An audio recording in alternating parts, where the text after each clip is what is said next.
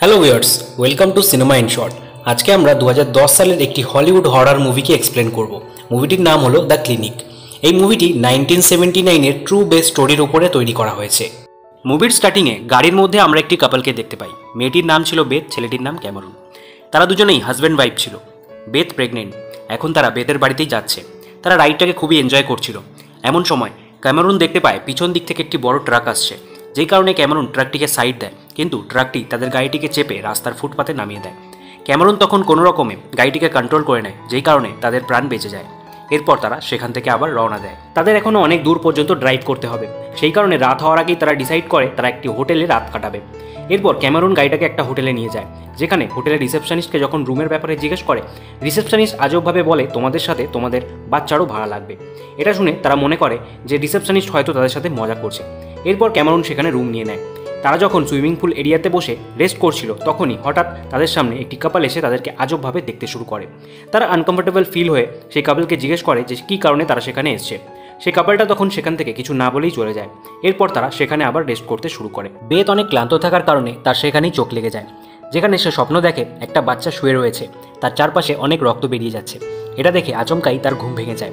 এরপর তারা আবার দুজন রুমে এসে শুয়ে পড়ে। দেখতে দেখতে অনেকটাই রাত হয়ে গেছে। বেথ এখন ঘুমিয়ে পড়েছে, কিন্তু ক্যামেরুনের তখনও ঘুম আসছিল না। সে তখন পাশের একটা রেস্টুরেন্টে খাবার আনতে যায়। অনেক রাত হয়ে যাওয়ার কারণে রেস্টুরেন্টটা বন্ধ ছিল। সে মনে করে দূরে শহর থেকে গিয়ে কিছু নিয়ে আসবে। তখনই লক্ষ্য করে তার গাড়িতে ততটা ফুয়েল নেই। এরপর সে হোটেল রুমে ফিরে আসে, দেখতে পায় সেখানে বেথ নেই। সে আশেপাশে বেথকে খোঁজার চেষ্টা করেও বেথকে খুঁজে পায় না। সে তখন হোটেল রিসেপশনিস্ট, যার নাম ছিল হ্যাঙ্ক, তাকে জিজ্ঞেস করে। হ্যাঙ্ক তাকে বলে, আমি এ ব্যাপারে কিছুই বলতে পারবো না। সে তখন পুলিশ অফিসারকে ফোন করে সেখানে আসতে বলে। অফিসার এসে যখন হ্যাঙ্ককে জিজ্ঞেস করে, হ্যাঙ্ক তখন বেথের ব্যাপারে উল্টোপাল্টা কথা বলছিল, যেই কারণে ক্যামেরুন তার উপরে হামলা করে দেয়। এরপর পুলিশ ক্যামেরুনকেই অ্যারেস্ট করে নেয়। এখান থেকে সিন চেঞ্জ হয়। আমরা বেথকে দেখতে পাই। তার শরীরে কোনো কাপড় ছিল না। তাকে বরফ ভর্তি একটি বাথটবের মধ্যে শোয়ানো হয়েছিল। তার পেটে অনেক বড় কাটা চিহ্নের দাগ, অর্থাৎ তার পেট কেটে সার্জারি করে সেখান থেকে বাচ্চাকে বার করে নেওয়া হয়েছে। বেথ সেখানে একটা ড্রেস দেখতে পায়, সেটাকে সে পরে সেখান থেকে বাইরে বেরিয়ে আসে। সে লক্ষ্য করে তার আশেপাশের রুমগুলোতেও একই ধরনের বাথটব রাখা, যেগুলো বরফে ভর্তি। এরপর সেখান থেকে একদম বাইরে বেরিয়ে আসলে দেখতে পায় সে একটা বড় ওয়্যারহাউসের মধ্যে আটকে রয়েছে, যেখান থেকে পালানো প্রায় অসম্ভব।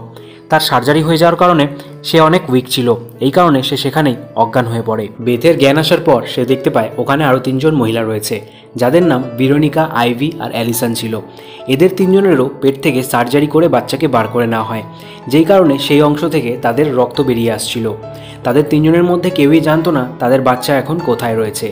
সেই সময় তারা ওয়্যারহাউসের ভিতর দিক থেকে একটি মহিলার আওয়াজ শুনতে পায়। আওয়াজ শুনে ভিতরে যাওয়া মাত্রই দেখতে পায় মাটিতে অনেক রক্ত পড়ে আছে। রক্ত দেখে একটু এগিয়ে গেলেই দেখতে পায় একটি মহিলা মাটিতে বসে রয়েছে। তার পেটেও একই কাটা চিহ্নের দাগ, অর্থাৎ সেখান থেকে সার্জারি করে তার বাচ্চাকে বার করে নেওয়া হয়েছে। সেই মহিলার কাছে গেলে মহিলাটি তাদেরকে কিছু বলতে চাইছিল, কিন্তু মহিলাটির কথা তারা কিছুই বুঝতে পারে না। তারা সবাই মিলে মহিলাটিকে বাঁচানোর অনেক চেষ্টা করে, কিন্তু মহিলাটির অনেক রক্ত বের হয়ে যাওয়ার কারণে মহিলাটি সেখানেই মারা যায়। এখান থেকে সিন চেঞ্জ হয়। আমরা দেখতে পাই ক্যামেরুনকে অফিসার ধরে নিয়ে যাচ্ছে। রাস্তায় ক্যামেরুন অফিসারের বন্দুকটা ছিনিয়ে নেয়, আর অফিসারকে একটি লাইট পোস্টের সঙ্গে বেঁধে তার গাড়ি নিয়ে বেথকে খুঁজতে বেরিয়ে পড়ে। অন্যদিকে বেথ ও 3 জন মহিলা এখনও বুঝতে পারছিল না তাদেরকে ওয়্যারহাউসে কেন আটকে রাখা হয়েছে, তাদের বাচ্চারাই বা কোথায়। তাই জন্য তারা ঠিক করে তারা তাদের বাচ্চাকে যেভাবেই হোক খুঁজে বার করবে, এরপর সেখান থেকে পালিয়ে যাবে। তাই জন্য তারা দুজন আলাদা আলাদা গ্রুপ করে ওয়্যারহাউসে খুঁজতে বেরিয়ে পড়ে। আইভির সাথে অ্যালিসন যায়, আর ভেরোনিকার সাথে যায় বেথ। কিন্তু তারা এটা জানতো না যে তাদের উপর সিসিটিভির মাধ্যমে কেউ নজর রাখছিল। আইভি আর অ্যালিসন এমন একটা রুমের মধ্যে পৌঁছায় যেখানে তারা একটা ক্যামেরা পেয়েছিল। সেই ক্যামেরা দিয়ে আইভি অ্যালিসনের একটা ছবি তোলে, আর অ্যালিসনের গলায় সেই ক্যামেরাটিকে ঝুলিয়ে দুজনেই এগিয়ে যায়। অন্যদিকে ভেরোনিকা আর বেথ এমন একটা রুমের মধ্যে পৌঁছেছিল যেখানে তারা অনেক ফটোগ্রাফ দেখতে পায়। সেই ফটোগ্রাফগুলো কাদের ছিল তারা সেটা কিছুতেই বুঝতে পারছিল না। ওয়্যারহাউসের মধ্যে আইভি একটা খাবারের প্যাকেট পায়, সেটাকে খাওয়ার জন্য সে সেখানেই দাঁড়িয়ে পড়ে। ততক্ষণে অ্যালিসন একটু এগিয়ে গেছে। সে একটা রুমের মধ্যে গিয়ে পৌঁছায়, যেখানে রুমটা অনেক অন্ধকার ছিল, আর তখনই তার হাতে থাকা লাইটটিও বন্ধ হয়ে যায়। সেটাকে চালু করার জন্য সে চেষ্টা করতে থাকে। তখনই আমরা দেখতে পাই তার পিছনে কেউ একজন সার্জিক্যাল নাইফ নিয়ে দাঁড়িয়ে আছে, যেটা অ্যালিসন একদমই টের পায়নি। এর কিছুক্ষণ পর অ্যালিসন চিৎকার করে ওঠে। তার চিৎকার শুনে তিনজন সেখানে যাওয়ার পর দেখতে পায় অ্যালিসনকে সার্জিক্যাল নাইফ দিয়ে হত্যা করা হয়েছে। তার পেটের মধ্যে তারা একটি গ্রিন চিপ দেখতে পায়, যেটা দেখে মনে হচ্ছিল তার মৃত্যুর পর সেখানে সেটাকে রাখা হয়েছে। তারা কিছুতেই বুঝতে পারছিল না কে অ্যালিসনকে হত্যা করলো। তখনই অ্যালিসনের গলায় থাকে সেই ক্যামেরাটিকে তারা চেক করে, যেখানে তারা একটি মহিলার ছবি দেখতে পায়। সেই মহিলাটির হাতে সার্জিক্যাল নাইফ ছিল, আর এটাও তারা নোটিস করে যে মহিলাটি তাদের মতোই সেম ড্রেস পরে রয়েছে। অন্যদিকে আমরা ক্যামেরুনকে দেখতে পাই। সে যখন হোটেলে এসে হ্যাংকে বন্দুক দেখিয়ে বেথের কথা জিজ্ঞেস করে, তখন হ্যাং ভয় পেয়ে গিয়ে তাকে ওয়্যারহাউসের অ্যাড্রেস বলে দেয়। এরপর ক্যামেরুন বেথকে বাঁচানোর জন্য সেখান থেকে রওনা দেয়, কিন্তু ক্যামেরুন জানতো না ওয়্যারহাউস যাওয়ার পথে রাস্তায় ট্র্যাপ পাতা রয়েছে, আর সেই ট্র্যাপে তার গাড়ি পড়ে যায়, যেই কারণে অ্যাক্সিডেন্টে ক্যামেরুন সেখানেই মারা যায়।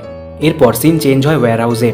বেথ, ভেরোনিকা আর আইভি এমন একটা রুমের সামনে গিয়ে পৌঁছায়। তারা দেখতে পায় সেখানে অনেকগুলি বাচ্চাকে একটি কেজের মধ্যে শোয়ানো রয়েছে। বাচ্চাগুলির পায়ে আলাদা রঙের ট্যাগ লাগানো। বাচ্চাগুলিকে দেখে তারা বুঝতে পারছিল না বাচ্চাগুলির মধ্যে তাদের নিজেদের বাচ্চা কোনটি। তখনই তারা নোটিস করে একটি বাচ্চার পায়ে গ্রিন কালারের ট্যাগ লাগানো। ঠিক তেমনই ট্যাগ তারা অ্যালিসনের পেট থেকেও পেয়েছিল। তখনই তারা বুঝতে পারে তাদের নিজেদের পেটেও আলাদা রঙের ট্যাগ রয়েছে, যেটাকে বার করেই একমাত্র তারা বুঝতে পারবে এদের মধ্যে তাদের নিজেদের বাচ্চা কোনটি। বেথ আর ভেরোনিকা ঠিক করে তারা ব্যাপারটা পুলিশকে জানাবে। এজন্য কোনোভাবে সেখান থেকে তারা পালিয়ে যায়। তখনই তাদের পিছনে কুকুর তাড়া করে। কুকুরটির থেকে বাঁচার জন্য তারা একটি গর্তের মধ্যে ঝাঁপ দেয়। সেখানেই তারা সন্ধে অবধি লুকিয়ে থাকে, যেখানে বেথের একটু চোখ লেগে এসেছিল। আর বেথ স্বপ্ন দেখতে থাকে আবার সেই বাচ্চাটির, যার চারপাশ দিয়ে রক্ত বেরিয়ে যাচ্ছে। সেটা দেখে বেথ হঠাৎই উঠে যায় আর গর্তের উপরে উঠে ভেরোনিকাকেও তোলার চেষ্টা করে, কিন্তু ভেরোনিকা উঠতে পারছিল না। অন্যদিকে আমরা আইভিকে দেখতে পাই একটি গোয়াল ঘরে, যেখানে তার পিছন দিক থেকে হঠাৎই একটি মহিলা তার উপরে সার্জিক্যাল নাইফ দিয়ে হামলা করে তাকে সেখানেই মেরে ফেলে। আর সিসিটিভির ওই পার থেকে যারা তাদের উপরে নজর রাখছিল তারা আইভির ছবির উপরে ক্রস চিহ্ন দিয়ে দেয়। আইভিকে খুঁজতে খুঁজতে বেথ একটা ভ্যানের মধ্যে গিয়ে পৌঁছায়। সেখান থেকে লুকিয়ে নোটিস করে কেউ আইভির বডিকে নিয়ে আসছে। এটা দেখে সে বুঝে যায় সেই মহিলাটি আইভিকে মেরে ফেলেছে। সেই ভ্যানের মধ্যে সে একটি ডাঙ্কান নামের অ্যাবনর্মাল ছেলের সাথে মিট করে। সেখানে একটি মহিলার ছবিও সে দেখতে পায়, যেই মহিলাটিকে সে সুইমিং পুলের সামনে হোটেলে দেখতে পেয়েছিল। আসলে সেই মহিলাটির ছেলেই হলো ডাঙ্কান, আর তারা দুজন মিলেই সেখানে তাদেরকে কিডন্যাপ করেছে। ডাঙ্কানের কাছে বাচ্চাদের কেজের চাবি ছিল। বেথ তার কাছে চাবি চাওয়া মাত্রই ডাঙ্কান ভ্যানের বাইরে পালিয়ে যায়। বেথ তার উপরে হামলা করে তার থেকে কোনোভাবে চাবিটা নিয়ে নেয়।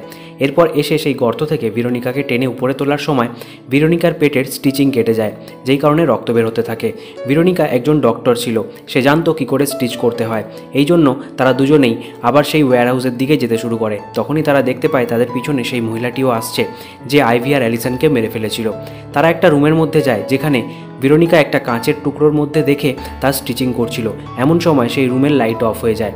বেথ সেই লাইটটাকে অন করতে গেলে ভেরোনিকার সামনে সেই মহিলাটা চলে আসে আর তাকে সেই সার্জিক্যাল নাইফ দিয়ে হামলা করে তাকে সেখানেই মেরে ফেলে। আর ভেরোনিকার পেট থেকে ট্যাগটাকে বার করে নেয়। তখনই সেখানে বেথ চলে আসে। দুজনের মধ্যে লড়াই হয়। বেথ মহিলাটিকে ধাক্কা দিলে দেওয়ালের মধ্যে বেরিয়ে থাকা একটি রড মহিলাটির পেটে ঢুকে যায়। এরপর মহিলাটি সেখান থেকে বেরিয়ে বাথরুমের মধ্যে গিয়ে একটি বেসিনের পাশে বসে পড়ে, যেখানে মহিলাটির ব্যাপারে আমরা জানতে পারি তার নাম ছিল জেন। সে বাকি সমস্ত মহিলাদের মেরে তাদের পেট থেকে ট্যাগগুলোকে বার করে নিচ্ছিল, যাতে সে মহিলাগুলো মারা যাওয়ার পর সে জানতে পারে তার আসল বাচ্চা কোনটি। এর জন্য তাকে নিজের পেট কাটতে না হয়।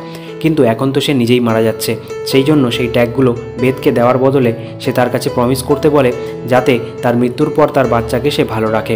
এই বলে সে সমস্ত ট্যাগগুলো বেথকে দিয়ে দেয়। অন্যদিকে আমরা দেখতে পাই সিসিটিভির মাধ্যমে যেই সমস্ত মানুষগুলো তাদের উপরে নজর রাখছিল, বাকি সমস্ত মহিলাদের ছবির উপরে তারা ক্রস দিয়ে দিয়েছে, কারণ তারা সকলেই মারা গেছে। একমাত্র বেথই বেঁচে ছিল, তাই জন্য বেথের ছবিটাকে তারা আলাদা লিখেছিল। এরপর বেথ যখন সেই কেজের সামনে যায়, সে দেখতে পায় সেখানে একটিও বাচ্চা নেই। সে অনেক রেগে যায়। তখনই হঠাৎ সেখানে কেউ আসে এবং বেথকে অজ্ঞান করে সেখান থেকে নিয়ে যায়। তখন আমরা দেখতে পাই সেখানে হ্যাংক আর সেই পুলিশ অফিসার এসে বেথকে কোথাও একটা নিয়ে যাচ্ছে। বেথের যখন জ্ঞান ফেরে সে দেখতে পায় তার হাত চেন দিয়ে বাঁধা। একটু দূরে বেথ সে দুজন মানুষকে দেখতে পায়, যাদেরকে হোটেলের সুইমিং পুলের সামনে সে দাঁড়িয়ে থাকতে দেখেছে। দুজনেই রাশিয়ান ছিল, যারা অনেক দিন থেকেই বেথের উপরে নজর রাখছে। মহিলাটির নাম ছিল মিস সেফার্ড, আর একজন ছিল মহিলাটির বডিগার্ড। মিস সেফার্ড তখন বেথের সামনে একটি বাচ্চাকে ক্লায়েন্টের হাতে তুলে দেয়। মিস সেফার্ডই পেটে ট্যাগ রাখা গেমটাকেও বানিয়েছিল, যাতে মহিলারা নিজেদের প্রাণ নেওয়ার পর শেষে যে বেঁচে থাকবে তার বাচ্চাটিকে সবথেকে দামি ক্লায়েন্টের হাতে বিক্রি করতে পারে। এই খেলায় বেথ জিতে গেছিল। এখন তারা বেথকে মেরে ফেলবে। ঠিক তখনই ডাঙ্কান সেখানে বন্দুক হাতে পৌঁছায়। বডিগার্ডের উপরে গুলি চালিয়ে তাকে সেখানেই মেরে ফেলে, কিন্তু ক্রস ফায়ারিংয়ে ডাঙ্কানেরও গুলি লেগেছিল। এরপর ডাঙ্কানের বন্দুক নিয়ে বেথ তার বাচ্চার কাছে এসে পৌঁছায়, যেখানে মিস শেফার্ড তাকে তার ব্যাপারে সত্যি কথা বলে। সে বলে বে তো আসলে একটা অ্যাডপ্টেড চাইল্ড।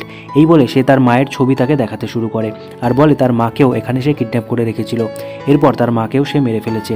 এইসব শুনে বেথ অনেক রেগে গিয়ে মিস শেফার্ডের উপরে ছুরি দিয়ে হামলা করে দেয় আর তাকে সেখানেই মেরে ফেলে। এর পরের সিনে আমরা দেখতে পাই বেথ আর তার বাচ্চাকে পুলিশরা উদ্ধার করেছে। তারা তাকে ক্যামেরুনের ওয়ালেটটা দিয়ে বলে কার অ্যাক্সিডেন্টে ক্যামেরুনের ডেথ হয়ে গেছে। এরপর আমরা বেথকে দেখতে পাই তার বাচ্চার সঙ্গে সে তার আসল মায়ের কবরের সামনে দাঁড়িয়ে আছে, যেখানে সে তার বাবার সম্পর্কে জানতে পারে। সে সেদিকেই রওনা দেয় আর এর সাথেই এই মুভিটা এখানে শেষ হয়ে যায়। তো ফ্রেন্ডস, এই মুভিটা সম্পর্কে কয়েকটা ইন্টারেস্টিং ফ্যাক্ট আপনাদেরকে বলি। মুভিটা 1979-এর একটা টাইম লাইনের উপরে বেস করে তৈরি করা। এখানে তখন কোনো রকম ডিএনএ টেস্ট হতো না, সেই কারণে ওয়্যারহাউসের মহিলারা নিজেদেরই হত্যা করে তাদের বেবিকে চেনার চেষ্টা করছিল। আর এখানে লাস্টে যে মহিলাটা বেঁচে থাকতো তার বাচ্চাটা সবথেকে বেশি দামে এই কারণেই বিক্রি হতো কারণ সেই মহিলা সবথেকে স্ট্রং ছিল। এখানে বেথ সবথেকে স্ট্রং ছিল, যেই কারণে বেথ গেমটা জিতেছিল। আর বেথের মাও অনেক স্ট্রং ছিল, এই কারণে বেথের সবসময় বাচ্চার স্বপ্ন আসতো। তো কীরকম লাগলো এই মুভি এক্সপ্লেনেশন আপনাদের অবশ্যই কমেন্ট বক্সে কমেন্ট করে জানাবেন। তার পাশাপাশি চ্যানেলে নতুন হয়ে থাকলে চ্যানেলটিকে সাবস্ক্রাইব করে দেবেন। তো আপনাদের সাথে দেখা হবে নতুন কোনো এক্সপ্লেনেশন নতুন কোনো ভিডিওতে। ততক্ষণ পর্যন্ত ভালো থাকবেন, সুস্থ থাকবেন।